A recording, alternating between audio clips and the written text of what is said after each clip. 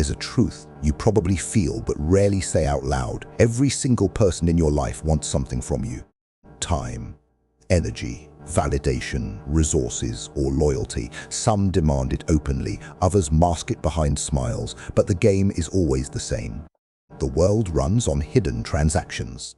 Behind every compliment, every handshake, every friendly offer, leverage is being tested. What can they get? What will you give up? And what price will you pay without realizing you've been played? Machiavelli saw this centuries ago. In The Prince, he stripped away illusions and told rulers the harsh reality. People are selfish by nature, and if you don't control the game, you will be consumed by it. To survive, you must see through masks and play people before they play you. Look around. Your boss praises you just enough to extract more work. Your friend needs a favor, but vanishes when you ask. Your partner swears it's love, but loyalty cracks when their needs outweigh yours. Everyone's hand is outstretched, not to hold you, but to take. Here's the brutal part. If you live blind to this truth, you're forever at the mercy of others' agendas. You'll believe you're generous, when in reality you're drained. You'll believe you're respected, when you're being used. And the moment you're no longer useful, you'll be discarded without hesitation. Machiavelli warned that love and loyalty are fleeting. People love you only while it benefits them. They remain loyal only while rewards outweigh risks. But the second balance tips: love rots into resentment, loyalty into betrayal, and your goodwill becomes a weapon against you. This isn't meant to make you bitter, it's meant to wake you up. Once you see the game, you can flip the script. You stop giving blindly and learn to control what people want from you. Your value becomes a weapon, not a weakness. Think of power as a marketplace. Everyone is bargaining, even if they pretend otherwise. The strong know their value and set the price. The weak give themselves away for free. The question is, are you the buyer or are you the product? Here's the first law of survival. Value comes from scarcity. If you give too freely, you become cheap. When you hold back, when you control access, when you make people earn your time and respect, you become priceless. Those who once took you for granted begin to chase you. Machiavelli said it best. Men are driven by two principal impulses, either by love or by fear. If you rely on love alone, betrayal awaits. But if people fear losing access to you, if they sense you cannot be replaced, then you control the relationship. Fear of loss outlasts affection. Most fail because they think playing the game requires open hostility. It doesn't. The Machiavellian rarely declares war unless necessary. He uses silence, patience, and selective generosity to expose others' hunger. Then he decides what crumbs to give or when to starve them entirely. In the workplace, everyone fights for credit and recognition. Instead of begging for approval, withhold your opinions until the perfect moment. Speak rarely but with impact. Suddenly your silence itself has power. They crave your words, but you make them scarce. In relationships, the same law applies. Overgiving creates entitlement, not loyalty. Give strategically, reward when it strengthens your position, withdraw when it reminds them of your value. Let them wonder, let them chase, let them fear losing you. The second law of survival.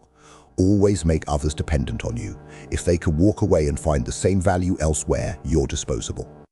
But if you hold something they cannot replace, your skill, presence, or resources, you control, leverage. Dependency is power. Think of a king. His nobles may hate him, his subjects may curse him, but they obey because he controls resources they cannot live without. You may not be a king, but in your world, you can create the same effect, control what others want from you, and make sure it's on your terms. But when people realize they can't exploit you easily, they'll push harder. They'll guilt you, shame you, call you selfish. That's the trap. If you give in, you're back to being drained. If you hold firm, you force them to respect your boundaries. Machiavelli would tell you, compassion is optional, power is not. The moment you choose guilt over strategy, you lose. People respect strength, not sacrifice. They respect those who refuse to be used, those who make their presence valuable by making it rare. Everyone plays games. Most just play them badly, manipulating with emotion instead of strategy, demanding instead of positioning, revealing hunger instead of concealing it. The Machiavellian doesn't just play, he plays with discipline, detachment, and foresight. Here's the hidden weapon: anticipation. Don't just react to what people want, predict it. Study their patterns, habits, insecurities, anticipate their moves before they make them. While they think they're playing you, you've already scripted their next step. Imagine someone trying to guilt you. Most people resist or defend themselves. The Machiavellian already anticipated it. He knows their emotional hooks, so he disarms them with cold indifference. They expect resistance, but meet silence. They expect guilt, but meet composure. Their power evaporates. This is how you become unplayable. Not by rejecting the game, but by refusing to be predictable. When people can't anticipate your reactions, they can't manipulate you. And when they can't manipulate you, they either adapt to your terms or expose themselves as enemies. Either way, you win.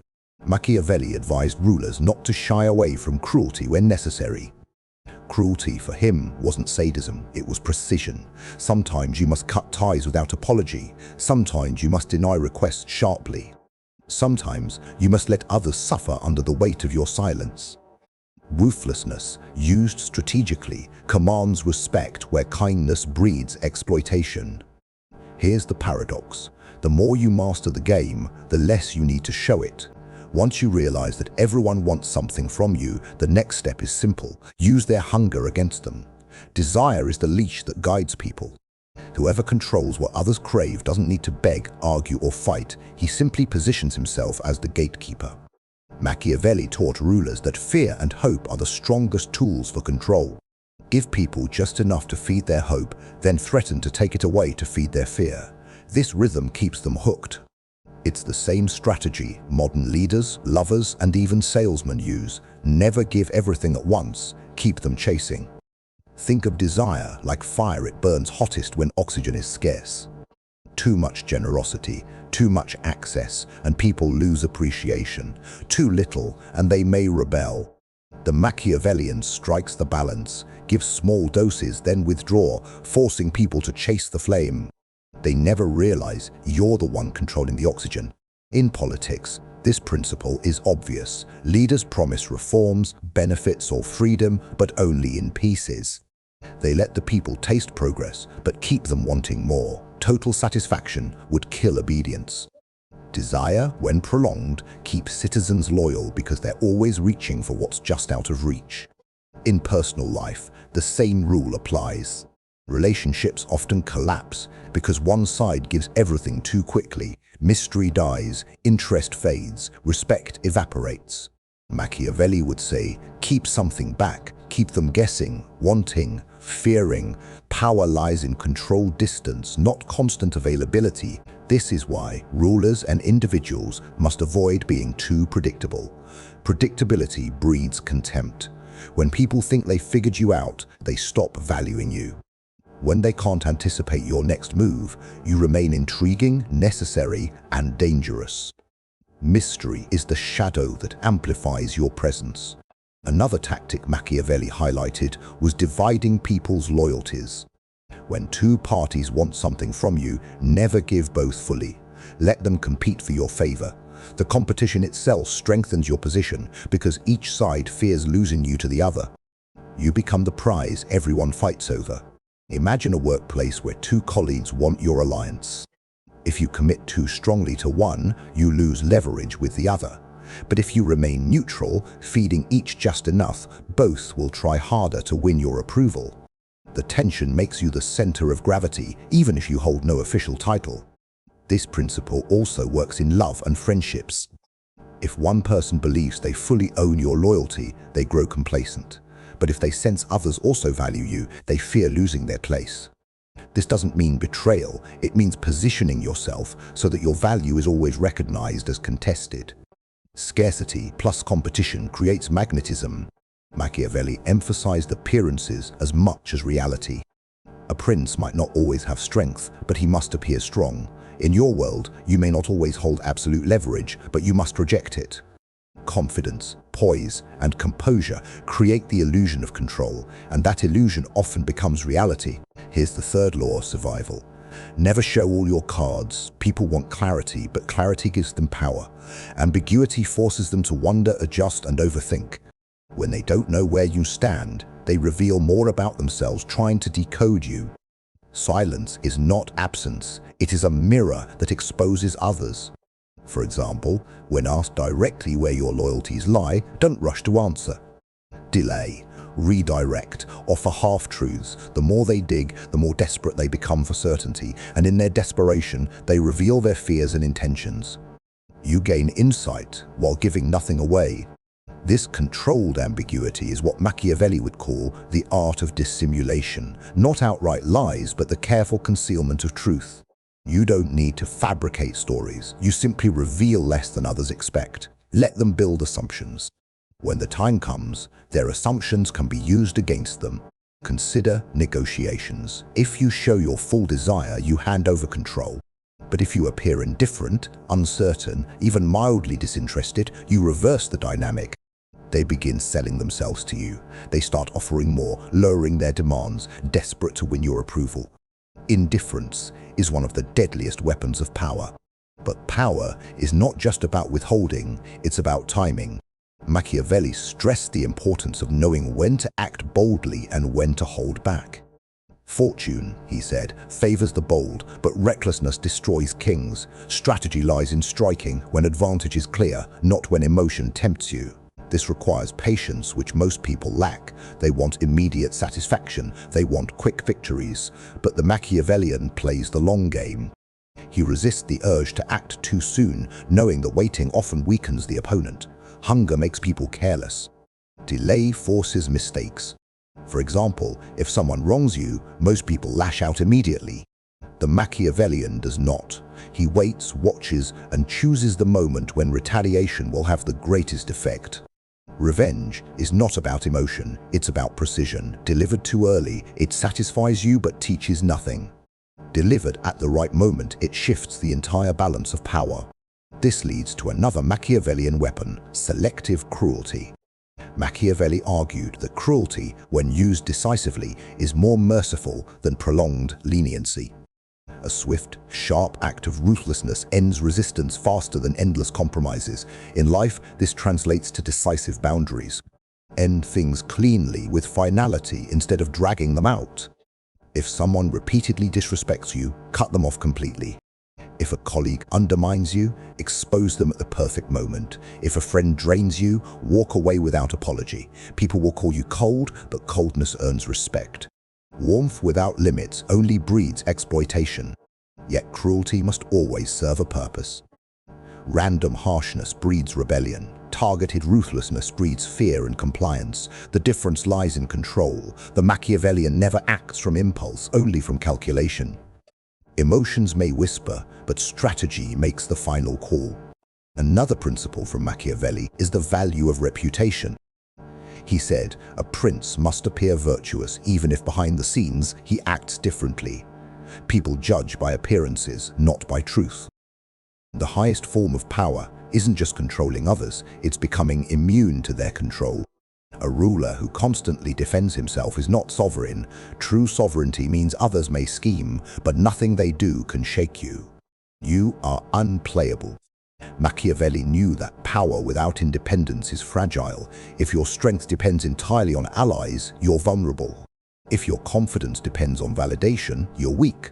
The sovereign man builds his foundation on self-reliance. He accepts alliances, but never dependence. This is the fifth law of survival. Reduce your needs. The fewer things you require from others, the fewer levers they hold over you. Most people are easy to manipulate because they crave approval, attention, or comfort. Kill those hungers and the strings fall from you. Think about it. If insults don't sway you, no one can bait you. If rejection doesn't break you, no one can discard you. If loss doesn't cripple you, no one can threaten you. The man who cannot be moved by fear or bribed by reward becomes the rarest figure in any room untouchable. Machiavelli admired rulers who mastered this aura. They seemed calm under attack, unshaken by betrayal, unbothered by flattery. Their strength didn't come from perfection, but from detachment. They knew emotions were weapons, and they refused to hand those weapons over to their enemies. But detachment does not mean passivity. Sovereignty requires active control of your frame, the mental stance that defines how you see yourself. If you see yourself as prey, the world will hunt you. If you see yourself as the prize, the world adjusts to your terms. Frame control is subtle but lethal. In arguments, for example, most people defend themselves endlessly. A sovereign man doesn't. He makes his position clear, then refuses to be dragged into emotional spirals. His calmness makes others question their own certainty. Silence becomes dominance. This brings us to Machiavelli's core insight: appearances shape reality. If you project composure, others treat you as composed. If you radiate scarcity, people perceive value. The sovereign doesn't need to scream his power. He simply embodies it until others cannot deny it. But sovereignty also means mastering timing. Machiavelli warned that fortune favors those who know when to strike. The sovereign doesn't react to every attack. He lets small insults slide, saving retaliation for the moment it matters most. When he moves, it's decisive and unforgettable. Take betrayal. Most lash out immediately, but the sovereign waits.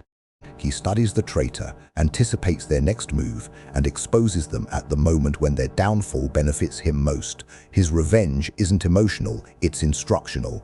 It sends a message that reshapes the entire field. The sixth law of survival: never fight battles that don't strengthen your position. People exhaust themselves chasing every insult, every challenge. The Machiavellian knows that not all fights are worth winning. Some battles weaken you even in victory. Choose wars that expand your influence. Ignore those that don't. In personal life, this means ignoring petty slights. Not every rude word deserves a response. In business, it means focusing on long-term dominance instead of short-term wins. In relationships, it means walking away from dramas designed to trap you.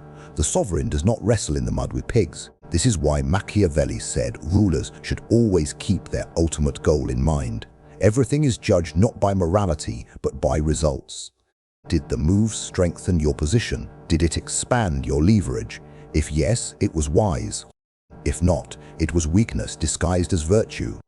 But sovereignty requires one more element: isolation from emotional blackmail. People will call you cold, selfish, ruthless. They will try to weaponize morality to trap you. But morality, in Machiavelli's world, is a tool used by the powerful to bind the weak. Don't be bound. This doesn't mean abandoning virtue entirely. It means wielding it selectively. Appear generous when it benefits you. Appear kind when it earns trust, but never confuse appearances with obligation. Your loyalty is to strategy, not to guilt. Here's the seventh law of survival: always reserve the right to walk away. The sovereign is never chained to one alliance, one opportunity, or one relationship. If people know you will endure anything to keep them, you're a prisoner. If they know you can leave at any time, you're free. This freedom is terrifying to others. Most live in chains, chains of need, chains of fear, chains of guilt. When they see someone who can't be controlled by those chains, they call him dangerous. And they're right. Untouchability is dangerous. It is the ultimate power. Machiavelli believed rulers must be both lion and fox, strong enough to fight when needed, cunning enough to avoid traps. Sovereignty means embodying both. You're not only unshakable in defense, but also unpredictable in offense. Sometimes bold, sometimes patient, but always calculated. Enemies will test you, friends will pressure you, lovers will challenge you. Each test is designed to see if you can be swayed. The sovereign treats every test as an opportunity. Each time he resists manipulation, his aura grows. Each time he stays calm, his legend strengthens. But sovereignty isn't built overnight. It requires practice, discipline, and ruthless honesty with yourself. You must track when you gave too much, when you reacted too emotionally, when you let others pull strings. Each mistake is a lesson in how not to be played again. This is the true essence of Machiavellian wisdom, not cruelty for its own sake, but mastery of the human game. People want, people fear, people scheme. You can't change that, but you can decide whether to be their pawn or their master. In the end, everyone wants something from you. The weak complain about it, the naive ignore it, but the Machiavellian uses it. He becomes the one who gives selectively, denies strategically, and controls silently. He is never desperate, never predictable, never replaceable. That's how you rise from being someone's resource to becoming someone's fear. That's how you stop being drained and start being pursued. That's how you transform from a player in the game to the one who writes the rules. And once you become sovereign, once you master scarcity, control desire, anticipate moves, and remain untouchable, there's only one truth left. People may hate you, admire you, or fear you, but one thing they can never do again is play you.